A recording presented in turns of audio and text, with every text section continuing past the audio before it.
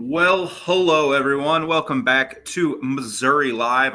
It's cold here in St. Louis, man. I'm all kitted out. I'm in my apartment. Heat's on. And my hair's a disaster. I need to get it cut, but it's been a hectic week. Heat's on. And I didn't even have to work today because the weather here is so bad. But we are here with Missouri Live. We'll wrap up the 2024 season. Of course, the Missouri Tigers beat Iowa. I wasn't able to watch the game. I've gone back and watched it since. Not a lot to talk about. Good win, but beating a half-baked Iowa, and you're half-baked yourself. It's like a Theo Weiss with a great half, but it is what it is. We'll talk about the portal. I've got an eye on the FCS championship game. For all the parity people, hey, North Dakota State's about to win like their 30th in 31 years. So, and then we'll talk about some of the portal additions that have come. Missouri's hitting the secondary hard, and there's more news to come. And then we're off into 2025. Like, what are the expectations for this team and for this program moving forward? But let's talk about 2024 one more time. I'll probably talk about it a bunch, but let's talk about it one more time definitively. 10-win seasons don't happen often in Missouri football history. For those of you younger than like 28 or 30, and I'm 28, so they happen a lot to me. But Mizzou does not have many 10-win seasons. But since 2007, you have 07, you have 08, 10, 13, 14, 23, 24. That's 7 in 17 years. 10-win seasons. Missouri is a good football program that's spanning now multiple coaches. And you could argue 2018, man, they really should have won 10 games. They blew the Kentucky game, blew the South Carolina game.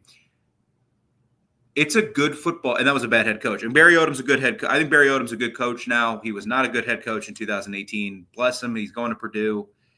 See how that goes. For him, like, Purdue's just a hard job. I think Barry's a good coach. But Mizzou, yeah, I mean, it's a good program this year. Really reminded me of 2014. A lot of teeth pulling, a lot of close games against teams that maybe shouldn't have been close against, thinking of like Auburn. I mean, I don't know, I know extenuating circumstances. I understand that. But like OU, you probably should have killed them. You did Arkansas, Mississippi State, they handled business. Boston College wasn't as close as you'd like it to be, but it was closer than you wanted it to be. But they won 10 games. That's not like Eli does a lot of things that drive me nuts on game day, but facts are facts. In the last 2 years, he's 21-5. You add that. Let's see. He was 17-19 coming into the year. So now he's what, 38-24 as the head coach at Missouri through 5 years. That's pretty good, man. Like that's pretty good for a head coach who's still young. He won a conference championship his first year being a head coach at App State, and he's still learning. You can see he's still working through some things. We'll see what he's got now. I mean, this is going to be the first team. This is going to be the first time he's going to have a real transfer portal quarterback because Prabula is probably going to be the starter. He's evolved a lot, I think, with his with his philosophy as far as building a roster. We'll get to that when we talk about the portal, and we'll see where it goes. There's a lot of momentum for this program. Expectations probably won't be super high going into next year, and we'll also talk about that. But Eli, that's 2 10-win seasons, man. Gary had 5, Odom had 0. Like, celebrate them. Like, I know it wasn't always pretty, but celebrate the wins when you can take them. As college football becomes a little more like the NFL, unfortunately, you just got to take what you can get when you're a program like Missouri and be very happy about this team and remember fondly of Brady Cook and Theo Weiss and Luther Burden and Armand Membu, who keeps shooting up draft boards, which is awesome. It's good things when Missouri people get drafted. going to last year, and like Cody Schrader, Johnny Walker, Joseph Charleston played a big role on these teams. These guys have meant the world to this Missouri program, and now we're starting to get into a new era. You won't have Burden, you won't have Cook, you won't have Membu, you won't have even Cameron Johnson. It's a new era of Connor Tollison, and Caden Green's going to be a part of that. Josh Manning seems like he's going to play a huge piece. Dryden Norwood, players like that, and then of course the recruits that have stuck around. We'll see what happens. I'm super excited for the future of this program. Perbula is obviously going to be a part of that. He's got 2 years left of eligibility. Matt Zoller's right behind him. That's a heck of a play by the NDSU kid. But but congrats to this team. 10 wins is 10 wins. I don't know how you can be upset with a 10-win season. I know sometimes it was really disappointing, and I got on here and ranted and raved, and sometimes it was super frustrating because it just couldn't blow anybody out. But hey, man, 10 wins is 10 wins. They're a play away from putting themselves into the playoff conversation and against South Carolina. So it just kind of is what it is.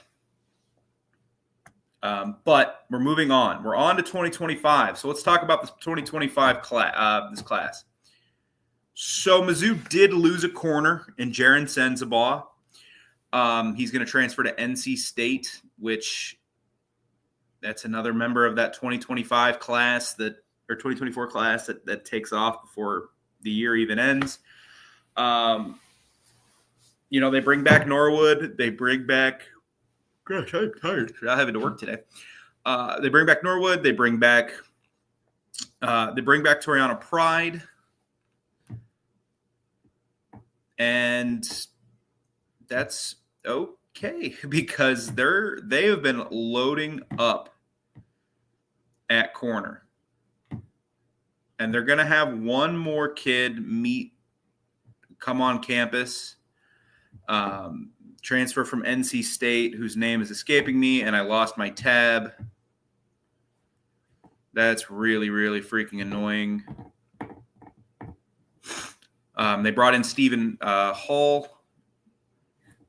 from Washington State. Stephen Hall was a very good player last year, had a couple picks.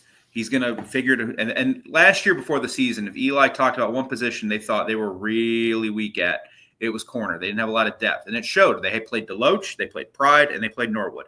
That was it. No one else played more than 35 snaps. And this year they're really, really, really, really, really, really, really pushing to get more depth on that side of the ball.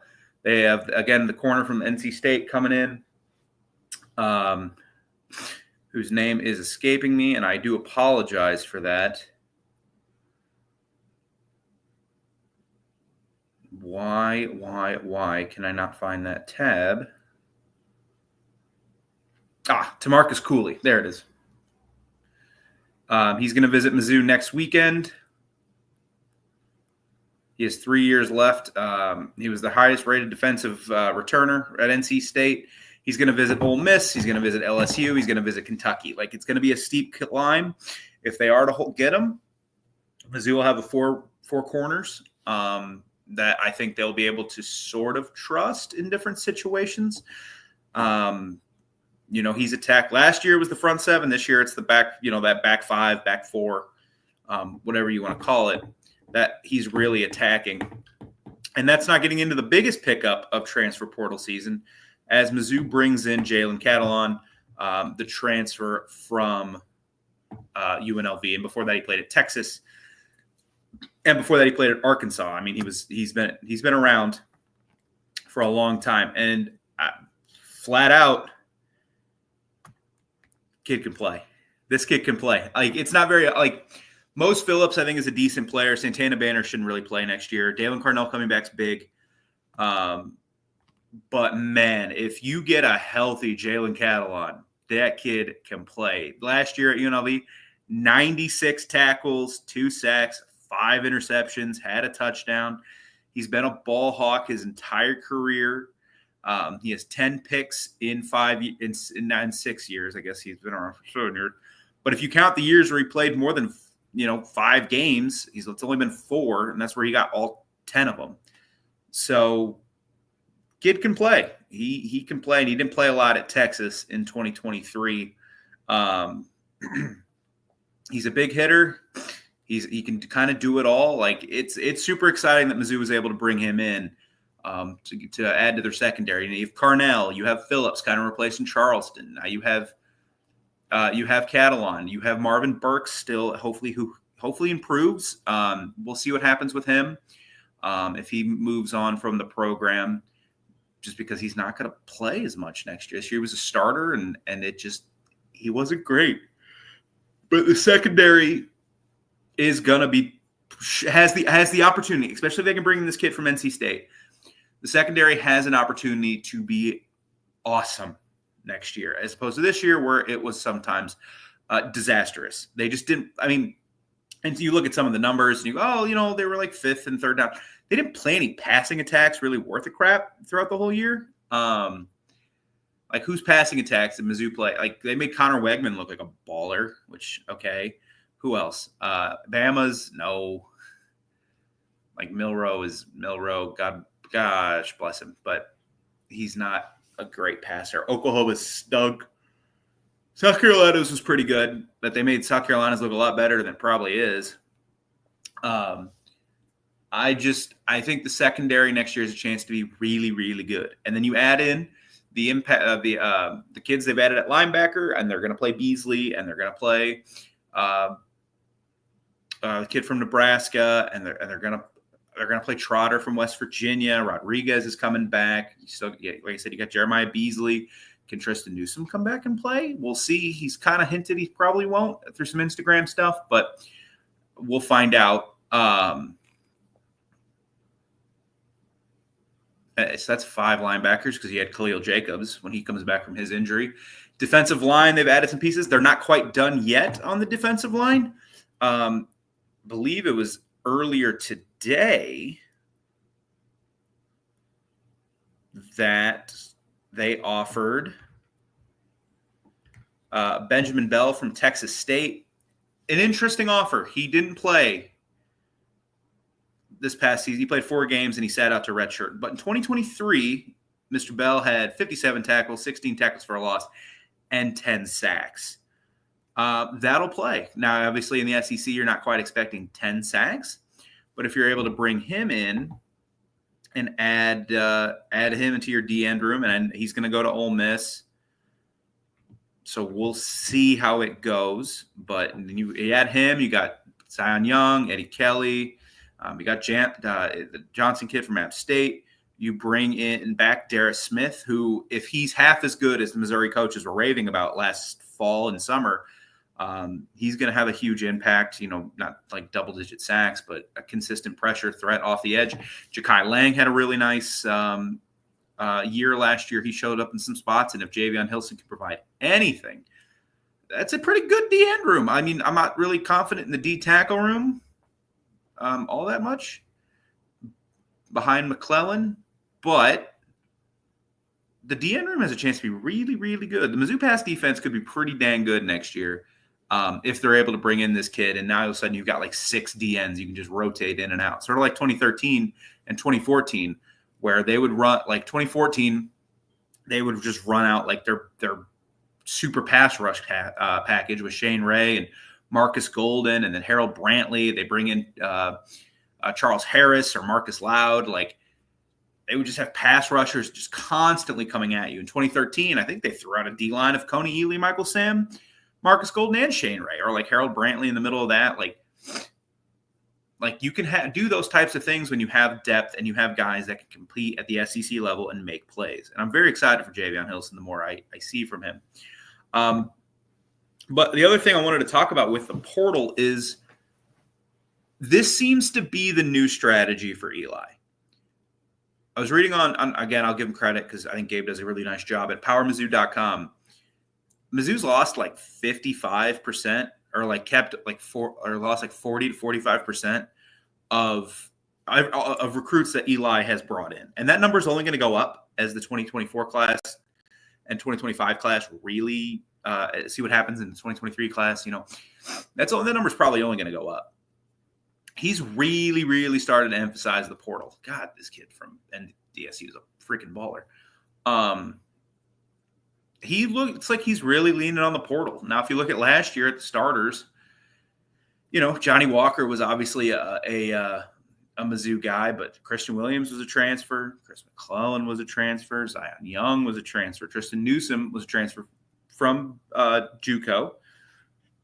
Chuck Hicks was a transfer. Jeremiah Beasley, he didn't play a lot last year, but he plans to play a lot this year. He's a transfer.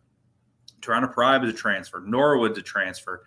Charleston's a transfer. Like, you see what I'm saying? Like, you're offensively, like, have a decent chunk of their O-line. Deoese, the two running backs. Like, I think you're starting to see Eli really start to lean on the portal. Will that prove to be the correct decision? I'm not sure. Through 2 years of this really becoming the process, it's hard to say no, because it keeps working. He keeps winning football games, but we're going to have to kind of see how next year and the following years. It's hard not to be excited about the defense next year. Corey Batoon's scheme drives me nuts because it's very sit back and play Russian roulette in the red zone, or red zone roulette. But I am very confident, at least talent-wise, Mizzou defense has a chance to be really, really good next year. And it might have to be, because the more this offense gets put together, the more I go, okay, how are you scoring points? Especially if Kirby Moore doesn't quite – that's a heck of a catch – quite figure it out like he didn't figure it out this year. But that's enough on the portal. Remember, guys, you can catch all of our programs live on your favorite audio platform. They're being uploaded. You can listen to Missouri Live, Clemson Live, Iowa Live, Mark's show, the voice of college football, which you can watch the college football show with Mark Rogers Monday through Friday, 10 a.m. Eastern. Like and subscribe to my channel, all our channels. My name is Zach, and I'm here with Missouri Tigers Live. Thank you guys and thanks, Mark, for letting me do Mizzou. I did Bama for so long, and I enjoyed doing it. It's hard not to know every little thing about that football program, and it was kind of nice to be like a guy that could just kind of sit back and be like, all right, this is what's going on with Alabama. I'm not a Bama fan, so you can probably trust me a little bit more. I can take kind of an overhead view of the program, but is what it is. I swear, guys, it is cold in St. Louis. It's freezing. It's so sad. I work at a bank. You know how often banks close? That's how bad it was today. But moving on to 2025, and I talked about the transfer portal, and I talked about the additions, and we talked last week or 2 weeks ago, because I wasn't here last week, talked a lot about Pribula and Ahmad Hardy and Kevin Coleman and kind of what the offense is going to look like. They probably need another offensive lineman. They brought one in from James Madison. I don't think the pursuit's that heavy, as far as I can tell from what I've heard and read and understand. But that, the offense next year unnerves me. So if you look at the schedule for next year, and we'll have plenty of time to talk about the schedule. It's the thing about college football, man. It comes, it's so much fun, and then it disappears, and you're like, crap, what do I have to talk about for 10 months? And there'll be plenty to talk about. But as the offseason unfolds and we get into spring ball, but you kind of have to categorize games. This is what I like to do. So Mizzou has 12 football games next year. These are the games you cannot lose. They're not can't win. You cannot lose them. If you want to have what's considered a successful season, you can't lose to Central Arkansas. You can't lose to Louisiana. You can't lose to UMass, and you cannot lose to Mississippi State. Those programs, Mississippi State, as of today, stinks. We'll see what happens in year 2 under Jeff Levy, but they're kind of having a rough portal season. So that's 4 games. Then you have a couple games you should really, really, really consider not losing. You'll probably be favored. You'll have more talent on the field. Or it's just kind of a program you own. So that would be Kansas. You'll have more talent. If you're the Missouri Tigers and you want to be taken seriously in the SEC, despite having back-to-back 10-win seasons, you cannot lose to Kansas. You just can't do it. And Kansas has become a pretty decent football program. I think the world of Lance Leipold as a head coach. I swear to God, someone please get him out of Lawrence. He is too good to be in Lawrence. But you need to win Kansas, you need to win at Vandy, and you need to beat Arkansas. You can win 2 of those 3. Now you're at 6 wins. So you're 6-1. All right. You got I'm going to call these home dog games. You're going to be at home and you're probably going to be a dog. Or you're going to be a dog, but there's a chance to pull an upset because I don't know where this top 10 Auburn stuff's coming from. I think their wide receiver class is awesome. I still don't know who they're going to have play quarterback. I know they brought in Jackson Arnold, but that doesn't scare me. Neither does Hugh Freeze coached Jackson Arnold. So you can win that one. You can beat South Carolina, and you can beat Texas A&M. If you can go 1-2 in that group, now you're 7-3. And then you have Bama, or you're 7-3. Yeah, no, wait, hang on. I'm doing bad math here. You're 6-3 because you have 3 games left. You have Bama at OU, Texas A&M. Those games Texas A&M was part of that group. Never mind. I take it back. I'm so tired. Move Texas A&M out of that group. Can you beat A&M? Can you beat Bama? Can you beat OU on the road? Can you win one of those games? If you win one of those games, you can get to a chance to have like a 9-win season, which would be pretty good considering next year's supposed to be a rebound year. If I'm just looking right now, and again, we'll break down all these games. We might even do it where we do 2 games a week where we just break it down. If I had to guess, I think Mizzou starts out 3-0. They lose to South Carolina and another nail biter. No, screw that. They beat South Carolina. Look, South Carolina is probably going to be a good team, but there's always one team that's really good. Like, let's be fair here. Like 2023 Mizzou, way better than 2024 Mizzou, and they always take a step back. And South Carolina hasn't won in Columbia since 2017. I was at that game. That was the Debo game. So Mizzou beats them. Mizzou beats UMass. Mizzou's 5-0 going into a bye week. And then I think they lose to Bama. They lose to Auburn, so they're 5-2. They win at Vandy, which 6-2. Another bye week. They lose to A&M, 6-3. Beat Mississippi State, 7-3.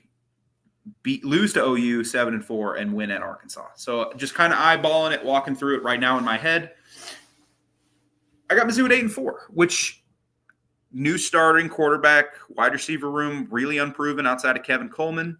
A lot of new additions on defense. I think 8-4 is. I think you would take 8-4. I don't love saying that, but I think after the disappointment that I think some view this year as, just because of the playoff expectations, and in your 2 biggest games you got crushed, and you didn't really crush anybody worth a damn. Like Mississippi State stunk. UMass stinks. Buffalo stunk. Well, they did win their bowl game. And Murray State kind of stunk. I mean, FCS, Murray State. Go Racers. Shout out to John Morant. But I think it's okay to be a little disappointed. And I know I said earlier, love accept 10-win seasons. And I do. But I think it's fair to be like, sometimes it was really disappointing. But and you can come back with a new quarterback and a lot of new faces and win 8 games in the SEC and, with a 9th with a bowl game, like that would be a really successful year and a jumping off point for 2026. Where you would return a lot of these guys except for Catalan and Chris McClellan for 2026. I think that's kind of maybe 9 wins is best case scenario. I think worst case is like 6-6. I think even on their worst day, they'll find 6. I think Eli on his worst year will find 6 wins. And it's all going to really depend on the offense. On January 6th, 2025, I'm pretty confident the defense is going to be pretty good. I mean, I don't know if they'll shut down like a revamped OU offense. Well, that all clicks with John Mateer. shut down like Texas A&M with Marcel Reed, shut down Kalen DeBoer, or even like South Carolina with Lenora Sellers. But I think it's going to be better than last year's was, which last year's was outside of the first half against Bama. If they played a competent offense, they kind of folded. And they played hard in that Bama game, but is what it is.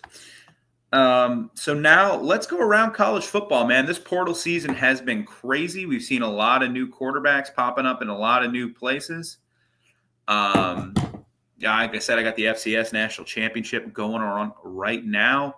I think this schedule is ridiculous. The playoff quarterfinal games were my brother went to Arizona State, so I was really pulling for. I've never understood this conference thing that like, oh, you're an SEC fan, you should root for your SEC. I hate you all. I want you all to lose. Maybe that's just because when I grew up, it was the Big 12, and I hated Kansas, and I hated Kansas State, and hated Iowa State and basketball. And I'm like, I'm not rooting for any of you people. Like, get lost. I don't want any of you. I think there's been this narrative going around where it's like, oh, well, the top three, all the top four seeds are gone, which is fair. But like Penn State probably makes the playoff anyway. Like the top, like Arizona State and Boise were top four because of how the seeding worked. Like, it's just weird. And Ohio State's the most talented team in the country. So, and I think they're going to win the national championship. Like if you're Ohio State, and we can go ahead and start talking about the semifinals. If you're Ohio State, like if you do, I know a lot of heat was on Ryan Day after they lost to Michigan. Man, you don't win the Natty. Like Texas offense is a mess. And it just, Quinn Ewers just isn't good. He's just not a good, he might be a better NFL guy than college, which happens. I can't think of a name off the top of my head, but sometimes that happens where it's like, all right, he might be a better NFL type prospect than he really is a college quarterback. And he's a good college quarterback. But that offense is a mess. And Ohio State's humming. I think Ohio State takes Texas. Like Texas's O-line is going to have to play the game of its life. And we've seen sometimes this Ohio State D-line really struggle, but it hasn't in a couple weeks, and it didn't against Oregon. Against Oregon, it was unfreaking real. That's the best I've ever seen that group play with Sawyer and JT and some of those guys. I wouldn't be shocked if Ohio State kind of kills them. If Ohio State plays like they did against Oregon, they're going to win and Texas's defense is better than Oregon's, so they won't put up quite the offense, but they're going to win 31-14, 31-17 because Quinn Ewers isn't as good as Dylan Gabriel, at least in college. Yeah, man, I just don't see where Texas gets offense from if they're not playing. Especially if Isaiah Bond continues to struggle and Quinn Ewers and the run game doesn't look as great as it probably should. I mean, Arizona State just doesn't have dudes on the D-line. It just doesn't. Nobody in the Big 12 has dudes on their D-line. And that's not a shot at Arizona State. That was a hell of a football game. Cam Scatabo, man, that's a dude. He reminds me a lot of Cody Schrader at Mizzou, where he's just a tough SOB. And you're going to have to kill him to bring him down. But kind of like that, Sam Levitt Sam Levitt, 2023 Arizona State, a lot of Sam Levitt kind of had that Brady Cook moxie, and Arizona State didn't have their best receiver. They didn't have Tyson, and the Texas defense still sometimes struggled to get stops in the second half. Man, I don't know. I think Ohio State's the best team in the country. I think that Michigan loss, while embarrassing, I think it focused them. And I think in this 12-team era, knowing you can lose a couple games, especially if you're a preseason top 5, top 10 team, probably closer to top 5, top 10, maybe not. But if you can lose a couple games, including an embarrassing one, and still make the playoff, I think it focused them. It goes, okay. And it obviously focused Chip Kelly. I don't know where that offense was. This offense has been the last couple weeks, but Will Howard's making throws I've never seen him make. And I've seen a lot of Will Howard football. At Kansas State and at Ohio State. I don't know where some of these throws are coming from, but man, is he on the freaking money. Jeremiah Smith, It's funny, and then someone tweeted this out, and I wish I could give them credit, but they're like, "Look, Jeremiah Smith would be the best receiver in this draft class. He would. I love Luther Burden, but he's better than Luther Burden and Ted McMillan and Travis Hunter. Probably be the number one receiver in next year's draft class, which is true. And he'd probably be with the number one, and he's going to be fighting for number one receiver with Ryan Williams in his own draft class because Ryan Williams is also a freak and awesome at football. I think Ohio State gets into that. Like if you're Ohio State, okay, so you play a Texas team that's a mess. You should win that game. And then what? You really like Notre Dame's a good football team. I know they lost to Northern Illinois, but ever since then, it's not like they've been squeaking by. This isn't 2012 Notre Dame where like they're just squeaking by teams and they barely beat Stanford, they barely beat Pitt, they really struggled against 6-6 USC. No, they're straight up killing teams, and they look tougher. They look big. They look physical. I don't know if they beat Georgia if Carson Beck plays. But they give them a better game than like past Notre Dame teams would have. I think Marcus Freeman is a heck of a football coach. But if Notre Dame loses to Penn State, then you get Penn State in the netty, and get freaking real. If you think I'm picking Penn State to beat Ohio State, or if you think Penn State should beat Ohio State, so like this is Ohio State's to lose. Will they win? I don't know. Obviously.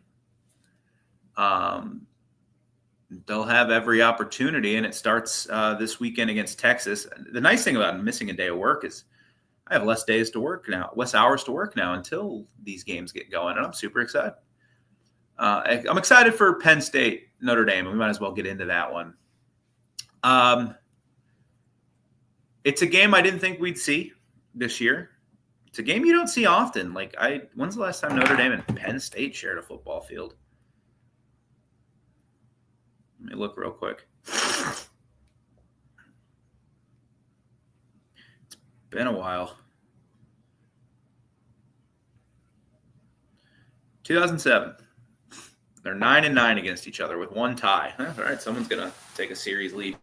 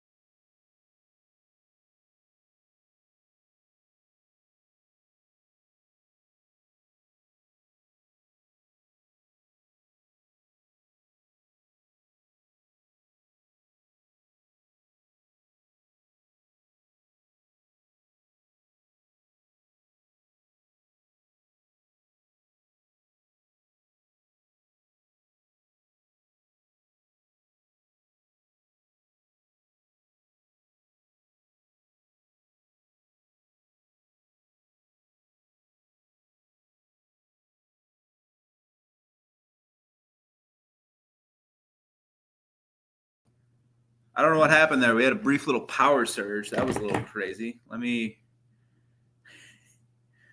like, literally, I heard like my neighbor's upstairs lights go off, and then I heard my lights go off. That was crazy. Let me see. My lights go off. That was crazy. Okay, we're still live. Yeah. All right. So, so Notre Dame, Penn State. I think this is a really intriguing game. I think it's two awesome defenses. I think two good football coaches. I don't know if Marcus Freeman has a chance to be elite. I think, they win a natty this year. James Franklin, I think, is a really good coach. I don't think will ever be elite, but we'll see. I think it's the two teams that we know what they do. Can Notre Dame contain the running game of Singleton and Allen, and even a little bit of Drew Aller? Now he's wanting to run the ball a little bit. And Tyler Warren, add Tyler Warren to the run game. Like, Penn State doesn't have the receivers outside to really scare you. What will Notre Dame do with them? I'm curious. And on the other side, yes, Notre Dame looked really good against Georgia. Still didn't throw for 100 yards. Riley Leonard still kind of scattershot sometimes. And I do think this Penn State defense is really freaking good. So we'll see what happens there. I'm pretty excited for this game. I think it's going to be an ugly football game, but like in a fun way, not like a Chicago Bears game where it's just like, oh my God, it's 19-14. Can this game please just end? In a like these are two defenses that are just going to fly around. They're going to hit. Neither offense. I'm very confident in scoring a bunch of points. I think it'll be fun. I think it's going to be a fun football game. We'll see. They're showing clips of Jeremiah Smith. Again, the kid's ridiculous, and I just can't get enough of that Ohio State performance.